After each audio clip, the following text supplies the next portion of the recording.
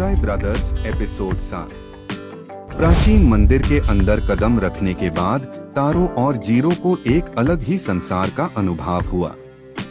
यहाँ के रहस्य उनके योद्धा बनने के सफर का अगला पड़ाव बनने वाला था।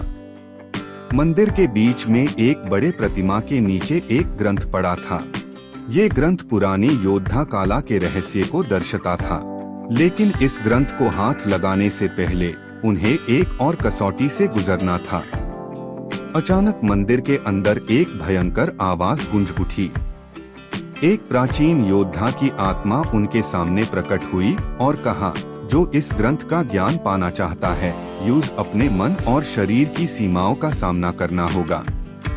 तारो और जीरो ने अपने मन को शांत किया और कहा, हम ये कसौटी स्वीकार करते हैं। हमने अपनी शिक्षा और अपने मनोबल पर विश्वास है।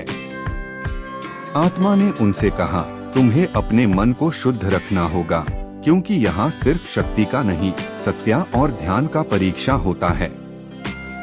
पहली कसौटी थी ध्यान की शक्ति का।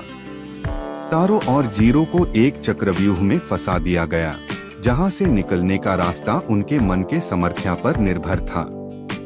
अपने मन को शांत करते हुए तारो और जीरो ने चक्रव्यूह का रास्ता पाया। आत्मा ने उन्हें अगला पड़ाव दिखाया, एक तलवार जो सिर्फ सच्चे योद्धा के लिए चलती थी। आत्मा ने कहा, ये तलवार तुम्हारी नहीं है, ये तुम्हारे विचार और आचरण की शक्ति पर चलती है। तुम्हारे मन और दिल की शुद्धता इसके स्थिर होने का फैसला करेगी। तारो ने अपने दिल की शुद्धता को महसूस किया और अपने विचार को साफ रखा। जैसे ही उसने तलवार को छुआ, तलवार चमक उठी और उसके हाथ में आ गई।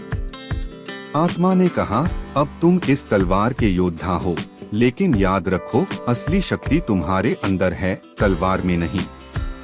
तारो और जीरो के लिए ये सिर्फ शुरुआत थी। अगले एपिसोड में देखिए, जब ये दोनों भाई अपनी नई शक्ति का सामर्थ्य समझने का प्रयास करेंगे। अगला एपिसोड देखने के लिए चैनल को अभी सब्सक्राइब करें और बेल आइकन को ऑल पर सेट कर दें।